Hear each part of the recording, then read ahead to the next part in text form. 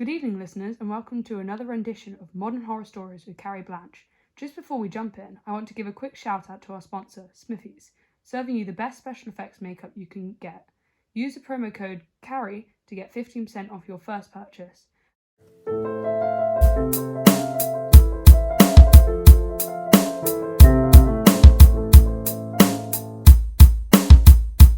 I'm joined here today with the new film director and creator, Katie Gillingham, promoting her new horror movie, Umbra. Thank you very much for having me. Your new film, Umbra, is a short horror film depicting a story of a family terrorized by a murderer who has infiltrated their home. Seeing as this podcast is dedicated to modern horror films, what separates your horror film from the older ones? Well, like any horror film, there is that universality that I believe every horror director pays tribute to. In my opening scene, I was conscious of the symbolism I was implying through the weapon imagery and gender roles, belonging both to my antagonists and victims. However, where I believe my film strays from the traditional horror film is the representation of the victims in regards to the symbolism of their clothing. My horror opening scene shows my victim characters wearing darker coloured clothes, which is commonly associated with the antagonist. I chose to have my victims in darker clothing as a nod to the idea that this shadow or murderer has already infiltrated their house, meaning that the shadow is metaphorically already casted on them. I wanted to challenge the representations of victims in horror films, as most are presented as innocent through connotations of light-coloured clothes.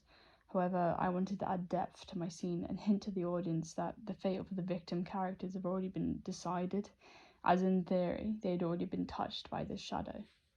Wow, that's very interesting. I hadn't taken note to that before. You mentioned previously about the representation of gender roles. Could you expand? Yes, of course. As I said before, I still wanted some part of my horror opening scene to pay homage to the traditional horror movies. And so I complied with the very common representation of women in horror films. My only visible victims of the murderer were women, which is often the case in most horror films. This obviously comes across as degrading to women, as they are commonly represented as frail and weak in most horror films, including mine. However, most of the reasons women are killed off first in horror films is commonly associated with punishment for female sexuality. My short horror opening kills off specifically the women first to outline how outrageous the stigma towards females in horror is. The representation of females in horror is changing in modern horror films, I'm sure as you know, and in the spirit of my opening scene challenging representations, I thought to challenge the sexual representations of women in horror as a statement to show how it's not just due to sexual associations with female characters in horror that the female characters killed off first, but simply due to the universal ideology that women are weak in horror films. It sounds complicated, but my aim was basically to illustrate how ridiculous female stigma is in horror films, to the extent that it's acceptable for my only two female characters to be instantly killed off. Wow, it's very eye-opening, and I agree with how ridiculous female representation is in horror. Other than challenging representations in your horror opening scene, what other codes and conventions do you feel you applied to Umbra? In terms of practicality, my main goal was to create as much tension as possible with as little dialogue as possible. So my main options were obviously with lighting and music. The lighting I associated with my antagonist was dark, as he is a shadow of death in some way, and my victims were placed in a high key lighting, highlighting the difference between both antagonist and the protagonist.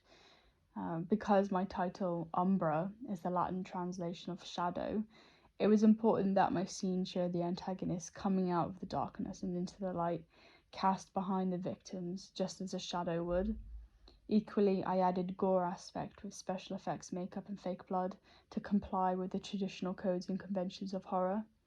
All this combined with unsettling close-ups and slow-paced tracking shots helped create tension without straying too far from the common codes and conventions of a horror film. In terms of music, I knew from the very beginning that I wanted a low hum constantly playing throughout my opening scene. I needed jumpy and sudden noises to accompany the jump scares. However, the main idea was for this low hum to be the main non-diegetic sound, with the audience only acknowledging the low hum as it grew louder as the shadow creeps closer to the safety of the family. Yes, it's very interesting about the film title and reasoning behind the music and lighting. It has been very interesting discussing the film. especially how it applies to representations and codes and conventions of horror films. Good luck with your film, Umbra. Thank you very much for being here. No problem. It's been a pleasure discussing my film and explaining the style choices I've made for this. Thank you very much for having me. That's all, listeners. Hope this has been another fulfilling rendition of modern horror films with Carrie Blanche. Goodbye!